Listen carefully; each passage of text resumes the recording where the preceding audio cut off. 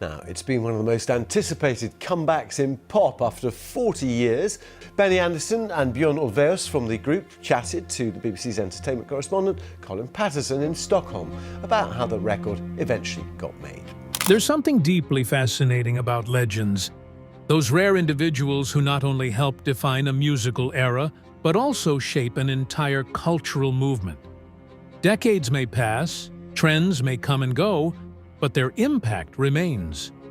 For many, Benny Andersson is one such figure.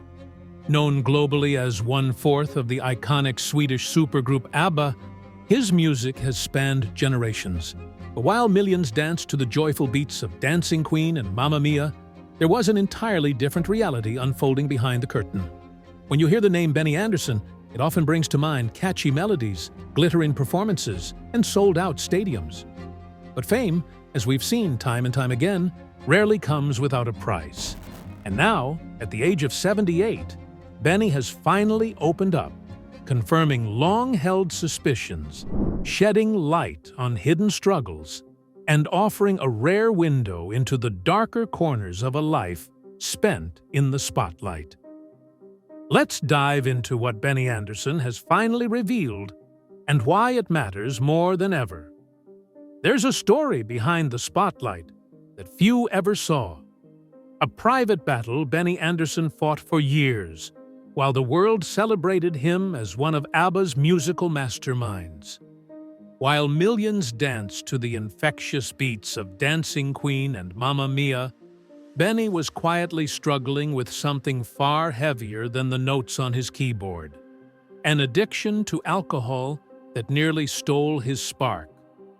Long before ABBA became a global phenomenon, Benny's relationship with alcohol had already started taking root. In the whirlwind of late-night gigs, studio sessions, and relentless creative pressure, alcohol offered a deceptive sense of relief. It was never about parties or public meltdowns. For Benny, it was something much more silent, much more insidious. A drink here, a drink there. It wasn't dramatic, but it was consistent. It became a habit, then a pattern, and eventually a crutch. As ABBA soared to fame, the pressure only intensified. Constant touring, high expectations, and the unrelenting glare of media attention added layers of stress that most of us can only begin to imagine. While Benny always maintained his composure publicly, those closest to him started to see the toll it was taking. The charming, creative genius that fans adored was wrestling with a growing dependency that threatened to dull the very brilliance that made him shine.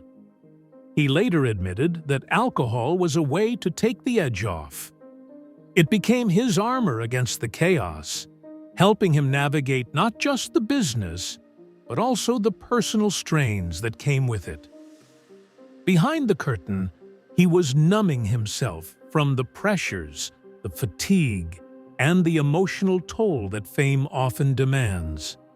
But the cracks began to show more clearly by the late 80s and into the 90s. Though Benny never became the subject of scandal or tabloid drama, his internal struggle was very real. The drinking didn't come with fireworks. It came with quiet erosion of his health, his creativity, and his peace of mind. The people around him noticed, and eventually, so did he. 2001 marked a defining moment. That was the year Benny decided to stop drinking completely. It wasn't easy, and he doesn't glamorize the process. But that decision changed everything. Sobriety didn't come with instant clarity or a perfect life, but it brought him something far more important: the ability to feel again, to confront things he had buried for years, to return to music with authenticity, and to finally begin the process of healing, both as an artist and a person. What's remarkable is how open Benny has become about this part of his life. He didn't owe the world an explanation, yet he chose to share his story, not for sympathy, but for honesty. He speaks with empathy, not ego. His experience now fuels conversations around mental health and addiction in an industry that often avoids those topics altogether. And in doing so, he's shown a different kind of strength.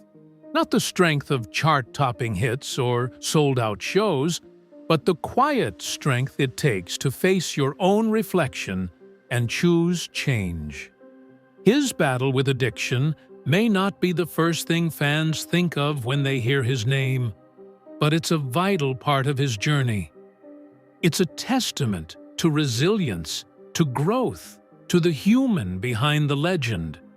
Because behind every chorus and every chord, there was a man learning to rebuild. And in that rebuilding, he found not just sobriety, but a deeper connection to his music, his life, and himself.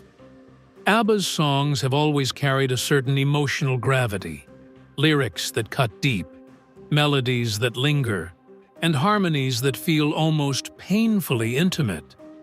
And that emotional resonance wasn't manufactured. It came from lived experience, particularly from the complex relationships within the band itself. At the heart of one of ABBA's most poignant chapters lies the relationship between Benny Andersson and Annie Frid Lyngstad, better known as Frida. Their love story was everything the public wanted. Two talented musicians, bandmates and global stars, finding love amidst their meteoric rise. By the time they married in 1978, Benny and Frida were already under the microscope. Fans adored the pairing. The media celebrated their romance. But behind the glamorous headlines was a relationship under constant strain, tested by fame, personality differences, and emotional disconnect. Long before the wedding bells, Benny and Frida's relationship had been through waves of tension. They loved each other, but their emotional rhythms didn't always align. Frida, fiery and deeply expressive, craved emotional connection and openness. Benny, on the other hand, had a more reserved and controlled approach to relationships, something that created friction in private, even as they stood united in public. Frida reportedly felt unheard, as though her emotions didn't find space in their shared world. Benny, often overwhelmed by the emotional intensity Frida brought, admitted much later that he didn't know how to handle it at the time. The distance grew quietly, almost invisibly. To the world, they were still the picture-perfect couple. But inside their private lives, cracks had already started forming. Their marriage lasted just 3 years. In 1981, they publicly announced their divorce. It wasn't just a personal loss. It became a symbolic turning point for the band as a whole. The emotional foundation that ABBA had been built on started to shift, and everything began to feel a bit more fragile. Their music, once so seamless and joyful, took on a more melancholic edge. Behind the scenes, the divorce wasn't explosive. It was sad, quietly devastating. A gradual unraveling rather than a sudden break. Benny has since spoken candidly about how unprepared he was to meet Frida's emotional needs. In his own words, he simply didn't have the tools. He was emotionally unavailable, and it cost them both dearly. Frida has also been open about the emotional toll of their breakup. For her, it wasn't just the end of a marriage. It was the unraveling of a shared dream. They had built so much together, not just a home, but a sound, a legacy, a future. And losing that wasn't something that could be neatly packaged into a headline. The impact of their divorce bled into their music. Tracks like "The Winner Takes It All" hit harder when you understand what was happening behind the studio doors. Though not directly written about their split, the raw emotion in the vocals and the lyrics reflect the heartbreak that surrounded the group during that time. Fans could feel the pain, even if they didn't know the full story. This chapter in Benny's life highlights something often overlooked about fame. It doesn't protect people from real human problems. If anything, it magnifies them. The demands of success, the relentless schedules, and the public expectations only intensified the emotional gaps between him and Frida. And though both have moved on in their personal lives, the emotional aftermath of their relationship still lingers in the legacy of their music. Today, Benny speaks with a sense of quiet regret. Not for having loved Frida, but for not knowing how to love her in the way she needed. It's a level of self-awareness that adds a new dimension to his public persona. He's not just the genius behind some of the most iconic pop songs of all time. He's also a man who lived through love, failure, and growth. And, in that honesty, the story becomes more than just a footnote in ABBA's history. It becomes a reminder of the very thing their music has always captured so well: the complexity of human emotion and how even the brightest stars carry shadows of their own. Long before ABBA took the world stage, Benny Andersson was already a star in Sweden. As a member of the Hep Stars, dubbed Sweden's Beatles, he experienced early fame, screaming fans, and sold-out concerts. But behind that glittering image was a financial nightmare, unfolding just out of sight. Despite their success, the Hep Stars were anything but financially secure. The money came fast, but it also vanished just as quickly. The band was plagued by poor financial decisions, a lack of proper management, and unpaid taxes. They were young musicians swept up in the chaos of fame, with little knowledge of how to protect or manage their earnings. Benny, still in his 20s at the time, trusted others to handle the business side of things. That trust, unfortunately, came at a cost.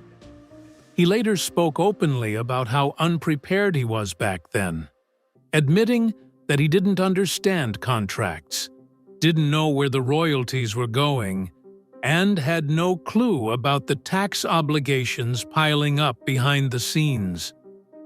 What should have been the foundation for long-term stability turned into a mess of debt and confusion. It wasn't glamorous, and it certainly wasn't what people expected from one of the country's most popular musicians. That experience would shape Benny for life. It wasn't just a wake-up call. It was a hard lesson in the brutal reality of the music business. Talent and creativity could get you on stage, but without proper financial management, you wouldn't stay there long. Benny learned firsthand that success doesn't protect you from financial collapse. It can sometimes accelerate it if you're not paying attention. So when ABBA formed, Benny came into the project not just as a composer and performer, but as someone determined not to repeat the same mistakes. By that point, he understood the importance of experienced managers, accountants, and legal advisors. He didn't want another situation where the money vanished into thin air while everyone thought they were rich. ABBA's financial operation was far more sophisticated. With international success came international tax complications, and the group had to navigate everything from royalty agreements to foreign tax laws. There were challenges, yes, but this time Benny was prepared. He asked more questions, insisted on clarity, and stayed involved in the financial side of the group's operations. That attention to detail paid off, literally. Even after ABBA disbanded, the members remained financially stable. Benny has often credited those early Hep Stars' hardships for making him more cautious, more aware, and more involved in protecting what he'd built. Today, Benny continues to handle his musical ventures with the same sense of financial discipline. Whether he's producing new material or licensing ABBA's catalog, he remains engaged and meticulous. His journey through financial chaos to stability offers a rare look at the hidden side of stardom, the behind-the-scenes work that keeps the lights on when the music stops. For aspiring artists, it's more than just a cautionary tale. It's a blueprint for survival. Benny's story proves that mistakes don't have to define your legacy, but they can definitely shape it for the better if you're willing to learn. ABBA's breakup in 1982 wasn't marked by a public fallout or grand announcement. It was more like a quiet unraveling of something once magical. To the outside world, it may have looked like a natural conclusion, a band simply choosing to go in different directions after years of success. But for those inside the group, especially Benny Andersson, it was a deeply emotional and personal ending. By the early 80s, the cracks were no longer beneath the surface. The two central relationships within the band, Benny and Frida, Bjorn and Agnetha, had both collapsed. Though they continued to record and perform professionally, the emotional strain was undeniable. Sessions in the studio, once filled with creative energy and camaraderie, had become increasingly heavy. Conversations were more cautious, and interactions more guarded. The group that once fed off each other's energy was now pushing through sessions with quiet tension. Benny has since opened up about that period, reflecting not with bitterness but with clarity. He's spoken about how the emotional residue of the divorces hung over everything. Even though they were all committed to finishing what they had started, the spark that once fueled ABBA's rise had dulled. It wasn't about ego or failure, it was about recognizing when something has reached its natural end. He said plainly, ABBA had run its course. And he meant it not just professionally, but emotionally too. Still, walking away wasn't easy. For Benny, ABBA wasn't just a job. It was a huge part of his identity. Letting go of it felt like losing a limb. The songs, the performances, the shared history, it all carried emotional weight. He's admitted that the decision, though right, came with a real sense of grief. Not the kind that explodes in public displays, but the kind that lingers quietly for years. Despite the sadness, Benny never rushed to revive the band. While fans clung to hope for a reunion, he remained grounded. Every rumor of a comeback was met with caution. Benny was protective, not just of ABBA's legacy, but of the emotional space the band occupied in all their lives. He believed forcing a reunion for the sake of nostalgia would cheapen what they'd created, and for decades, that was the end of the story. But something shifted when the idea for Voyage came along. It wasn't a traditional reunion. It was a reimagining, a way to honor what they had built without requiring them to step back into old roles.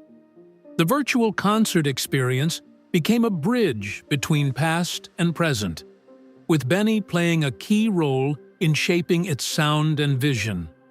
It allowed him to return to ABBA not with baggage, but with intention.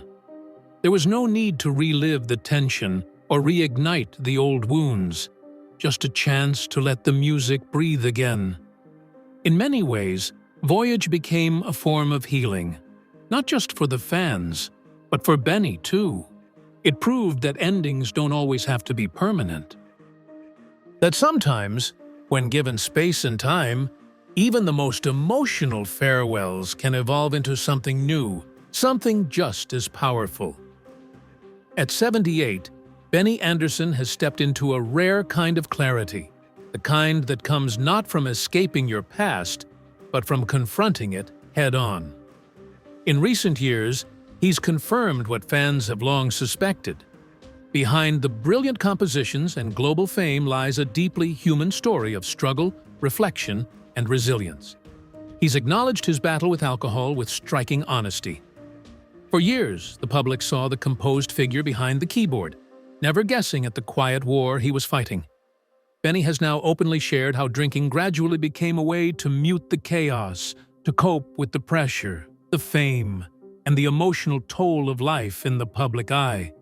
But instead of letting it define him, he fought his way out. His decision to become sober in 2001 wasn't just a health choice, it was a transformation. He reclaimed control, and in doing so, reshaped his future. He's also spoken with unusual vulnerability about his relationship with Frida. Their marriage was admired by millions, but Benny has since confirmed it wasn't the fairy tale it appeared to be. The emotional disconnect, the clashing personalities, the inability to meet each other's needs, it all contributed to a painful breakup. But he doesn't speak with bitterness. Instead, there's a quiet accountability in his voice when he talks about how he wishes he'd been more emotionally present. Growth, for him, came not through denial but through acceptance. The end of ABBA, what once felt like a clean professional decision, has now been revealed to be far more emotional. Benny has shared that it wasn't about drama or failure. It was about knowing when something no longer feels right. There's strength in knowing when to walk away, and Benny confirmed that the band's breakup was just that. A necessary and respectful conclusion to something extraordinary. It hurt, but it was honest. And that honesty made room for the possibility of new beginnings, something he would later embrace through the Voyage project. And then there's the lesser-known chapter of his early financial struggles. Long before ABBA, during his time with the Hep Stars, Benny was thrust into fame without the tools to manage it. Contracts, taxes, royalties, it was all a blur. He trusted people who didn't always have his best interests in mind. The financial fallout was real and humbling, but instead of letting it break him, he used it to build a smarter, more informed version of himself. When ABBA rose, Benny ensured that financial structure and legal protection were priorities. That hard lesson became a foundation for lasting success. But perhaps the most powerful thing Benny has confirmed is that success is not about perfection. It's about resilience. He never pretended to have it all figured out. He stumbled, he got back up, he created, he paused, he came back on his own terms. And now, rather than chasing attention, he's quietly become a symbol of what it means to live an artistic life with integrity. There was always more to Benny Andersson than the songs. And now, with the honesty he shared in recent years, the truth is undeniable. The man behind the music is no longer just a mystery. He's a reminder that the most compelling stories come not from what we achieve, but from what we survive and how we grow. Benny Andersson's story proves that even icons face real struggles and come out stronger. From battling addiction to navigating heartbreak and the highs and lows of global fame, he's finally shared the truth we all suspected. If this deeper look into Benny's life moved you, don't forget to like this video, leave a comment with your thoughts, and subscribe for more untold stories behind the music legends. And hey, hit that notification bell so you never miss a moment. Thanks for watching, and we'll catch you in the next one.